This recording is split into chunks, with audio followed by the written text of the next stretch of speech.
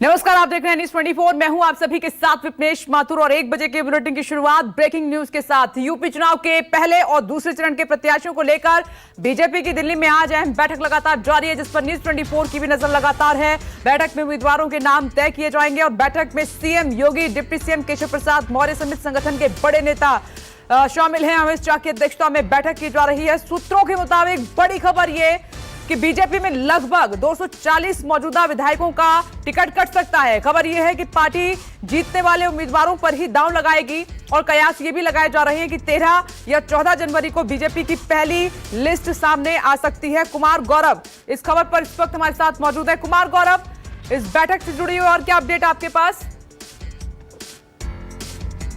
थोड़ी देर में उनके पास आपको लिए चलेंगे, लेकिन ये बड़ी खबर 13 या 14 जनवरी को पहली लिस्ट बीजेपी की आ सकती है, क्योंकि चुनावी तारीखों का ऐलान हो चुका है। पार्टियों की तरफ से भी अब उम्मीदवारों के चयन की प्रक्रिया को तेज कर दिया गया है। दिल्ली में बीजेपी की बड़ी बैठक जारी है। बीजेपी कोर ग्रुप की बैठक हो रही है यूपी चुनाव पर और उम्मीदवारों के नाम पर मंथन के लिए बैठक है। खबर बड़ी ये है कि ऐसे सिटिंग एमएलए हैं जिनका पत्ता कट सकता है, टिकट काटा जा सकता है, क्योंकि बीजेपी की रणनीति है कि जो परफॉर्मिंग एमएलएज हैं, कैंडिडेट हैं, उन्हीं पर ही दांव पार्टी चलेगी। और दरअसल आज और भी बड़े चेहरों को इस बैठक में शामिल होना था, लेकिन बीजेपी के राष्ट्रीय अध्यक्ष जेपी नड्डा कोरोना पॉजिटिव हो गए हैं, राजनाथ सिंह कोरोना पॉजिटिव हो गए हैं, उत्तर प्रदेश के कुछ नेता कोरोना पॉजिटिव हो गए हैं, इसीलिए इस बैठक पे वो नहीं पहुंचे। कुमार गौरव अब हमारे साथ मौजूद हैं। कुमार गौरव, 240 विधायकों का पत्ता कट सकता है, ये बड़ी खबर।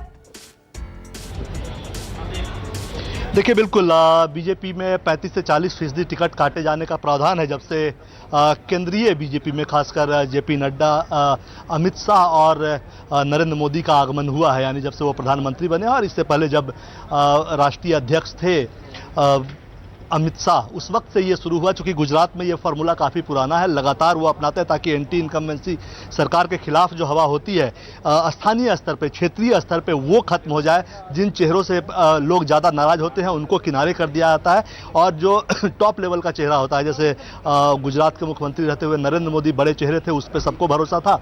और बीजेपी ये मानकर चलती है कि योगी यूपी में चेहरे हैं तो उस पर सबको भरोसा है। जो दिक्कतें हैं वो स्थानीय स्तर पर है तो उनको टिकट काटकर सॉल्व किया जा सकता है। तो पार्टी ने इसके लिए 3-4 सर्वे भी कराए हैं। योगी सरकार की योजनाएं कहां तक जमीन पे उतरी हैं, लोकल एमएलएज का कैसा परफॉर्मेंस रहा है, लोगों के साथ उसका कैसा राफ्ता रहा है। क्योंकि कोरोना काल में बीजेपी ने जमीन पे काफ़ी काम करने का मौका अपने पार्टी के नेताओं को दिया है। तो ये लगातार पार्टी ने ये रिसर्च करवाया है और ये पूरी की पूरी सर्वे रिपोर्ट, 4 सर्वे रिपोर्ट्स है जो कि काम के आधार पे अलग है, लोगों के से संबंध कैसा है किसी विधायक का, वो अलग है। योगी और मोदी सरकार के कामकाज को किस तरह जमीनी स्तर पे ले जाने में विधायकों ने, इस फला विधायक ने या इस क्षेत्र के विधायक ने कितनी भूमिका निभाई है, ये सारी चीज़ें देखी जा रही है। इसके अलावा विपक्ष की वहां क्या स्थिति है, इस चीज पे भी राय मशविरा किया जाता है। और अंत में इन सब के ऊपर जो विनेबल चेहरा होता है, जो जीत वाला चेहरा होता है, उसको पार्टी फाइनल करती है। आज जो बैठक चल रही है उसमें पहले और दूसरे फेज के 58 और 55 सीटों पे मंथन चल रही है। बीजेपी की राज्य चुनाव समिति ने कल लखनऊ में बैठक की थी, उसने जो नाम दिल्ली भेजे हैं और आज ये कोर ग्रुप की बैठक है। तो इसमें तमाम नेता जो शामिल हैं वो तो हैं ही यूपी के नेता और केंद्रीय स्तर के नेता, लेकिन जेपी नड्डा वीडियो कॉन्फ्रेंसिंग से जुड़ रहे हैं, राधा मोहन सिंह कोरोना पीड़ित हैं, वीडियो कॉन्फ्रेंसिंग से जुड़े हैं, राजनाथ सिंह जो कोरोना पीड़ित हैं वो भी वीडियो कॉन्फ्रेंसिंग से जुड़े हैं। तो ये आज पूरी मंथन होगी, आज और कल, हो सकता है कल भी ये बैठक चले। आज शाम 5 बजे तक है, उसके बाद यूपी के तमाम नेता राज्य में चले जाएंगे, फिर कल आएंगे और कल फिर ये बैठक होगी। तो 55 और 58 दो जो चरण है उस पे ये बातचीत हो रही है। अंतिम जो नाम निकलेगा उसको 13 तारीख को सीईसी की बैठक में रखा जाएगा, जिसमें प्रधानमंत्री भी शामिल होंगे और 14 तारीख को बहुत संभव है कि पहली लिस्ट आ जाए। यानी पूरा मंथन 4 स्तर की पूरी स्क्रूटनी, उसकी जांच परख कि कैसा उम्मीदवार है, कैसा काम किया है। जिसका परफॉर्मेंस बेहतर नहीं होगा उसकी जगह किसी और को टिकट मिलेगा, इसमें कोई दो राय नहीं है। 35 से 40% सीटें टिकटें कटेंगी। जी, बहुत बहुत शुक्रिया ये बड़ी जानकारी देने के लिए कुमार गौरव। आगे बढ़ते हैं, इस बीच एक और बड़ी खबर का रुख कर लेते हैं। यूपी चुनाव के पहले और दूसरे चरण के प्रत्याशियों को लेकर बीजेपी की दिल्ली में आज अहम बैठक जारी है और बैठक में उम्मीदवारों के नाम तय किए जाएंगे। बैठक में CM Yogi Adityanath, deputy CM Keshav Prasad Maurya, इस खबर पर तो हम लगातार बने हुए हैं और ये जानकारी हमने आपको दी कि 240 जो उम्मीदवार हैं उनके पत्ते कट सकते हैं।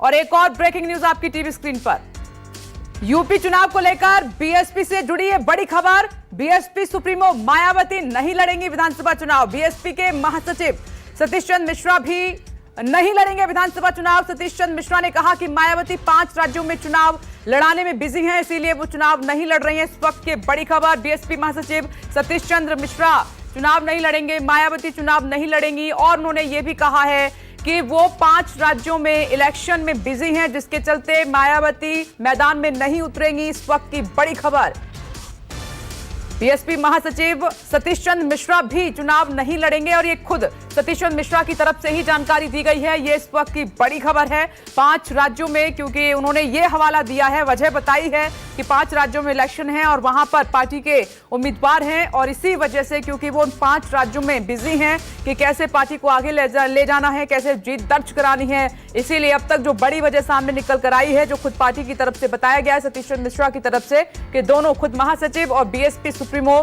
चुनावी मैदान में नहीं उतरेंगे। लेकिन आपको याद होगा कि सुनिए पहले।